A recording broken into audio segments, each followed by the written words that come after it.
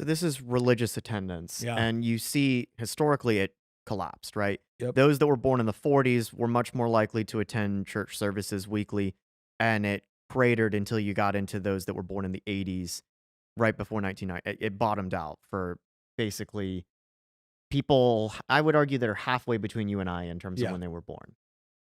So 5 years younger than you or 5 years older than me. And but you know what you've seen since then, look at what's happened with younger cohorts.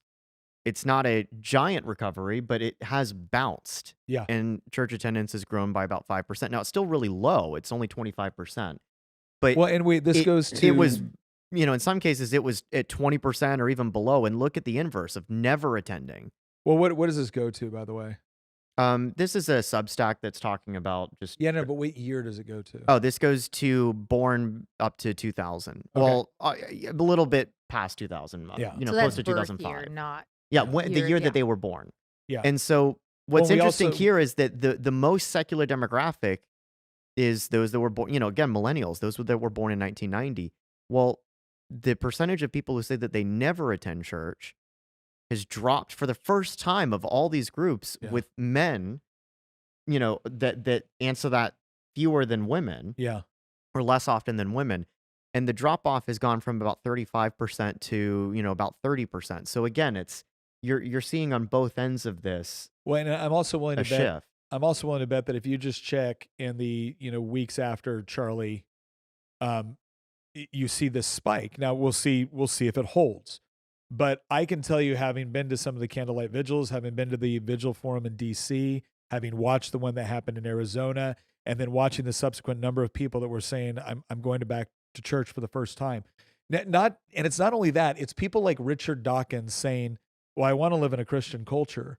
It's people like James Lindsay, who used to be one of the he used to be a militant atheist.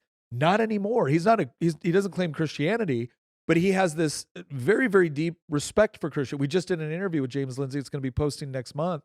And a great deal of respect for Christianity. A lot of the people that used to mock it, that were some of its most public opponents, have now either moderated their tones toward it, are saying, look, I might not have adopted it for myself, but I recognize the benefits of the good parts of it, or are starting to attend church. You see this with like Carl Benjamin. I was going to say, I mean, Yeah. he was his whole life raised as an atheist, and he still identifies as an agnostic. He wouldn't call himself an atheist, but Carl Benjamin goes to church every week now. Yeah. And he's taking it because he has young kids, and Yep. he's like, he explicitly said in some of his own videos, he's like, I want my kids to grow up in a Christian country. Yeah. Even if he keeps calling himself a creature of modernity that just can't for some reason bring himself to kind of like fully, I guess internalize or believe all this stuff. But he certainly recognizes the positive social Yes. benefits of it, and he wants his kids to live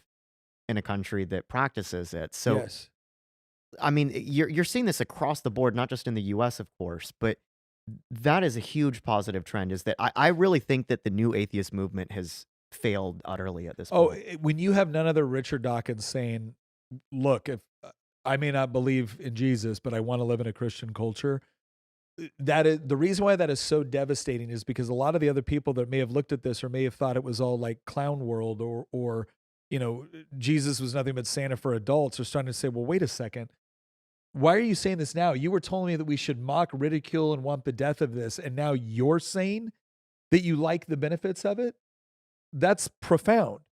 That's profound. All right, ladies and gentlemen, there are a lot of things that we discuss which are issues. One of them is inflationary monetary policy. And why is inflation so bad? Because the good old Federal Reserve can essentially wipe out your savings in a heartbeat.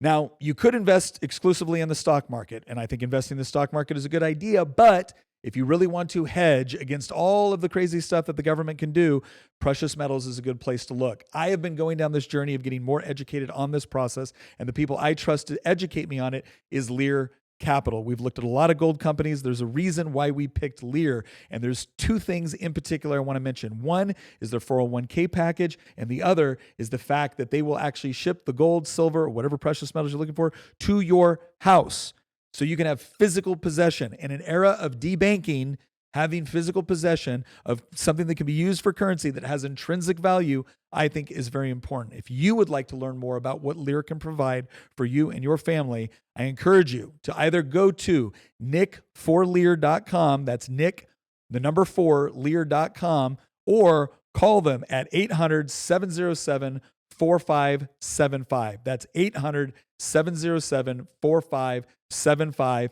You risk nothing by just calling them up and getting the free information packet that they offer. Go check them out. There's another category. There's one more thing that I want to Go say, ahead. and I know that it's not America focused, but it's indicative of what's happening here. Yeah. If you if you look at some of these statistics, this is in the UK. Let me find the number to show you here. Look at this. So specifically, there's an estimate that the number of adults who are church-going Christians that are defined as, attending church at least once a month has surged from 3.7 million in 2018 to 5.8 million in 2024. That's an increase of 56%. Jeez. And how many years is that? That's like 6 years? Yeah. COVID, and I think, really changed a lot. The well, COVID and the Great COVID Awakening, I think, really well, changed a lot. what was crazy is that there was a problem because COVID, they basically artificially shut down church and made it to where people weren't going to church artificially. Yeah. And then it was a really big concern because church attendance remained very sluggish Yeah. after that. But now it has totally surged past that point now. Well, And so, I think there's a couple things happening with this that are important. One is you have more people looking for they want to build their lives, they want to build their worldview on something that's solid, that's transcendent. They're so tired of this. They feel like the whole idea of secular atheism, and specifically leftist secular atheism, had its chance. It's not like real secular atheism's never been tried. Yeah, it has. It's been tried, overwhelmingly, and nobody's liking the results. And young men especially, they've received no benefits from the result of this little grand social and moral experiment that they've engaged in. And so they're like, look, I'm looking for something true. And it's really encouraging. Because again, when I said earlier, this is not just about stuff that impacts the next election cycle. This is about worldview changing stuff. And whenever you're talking about a worldview change, that's different. That means Overton window shift. It's about combating a cultural hegemony. Yes, it's when you undoing what Gramsci said. Undoing what Gramsci. When you have an Overton window that essentially says the far right you can go is Mitt Romney, and the most religious you can go is the Sparkle Creed and the Episcopalian Church, and the far left you can go is there's no limit. BLM riots and whatever and transing kids, right? Yeah. When that's the Overton window. When you say, oh, people are becoming more conservative, well, okay, are they just becoming more like Mitt Romney? Like, that doesn't really do it. But when you say, no, there's a 56% uptick in church attendance, and a lot of it is happening among young men, oh, no, that's a drastic Overton window shift that has the potential to take place as a result of it. And again, we're already seeing the beginning stages.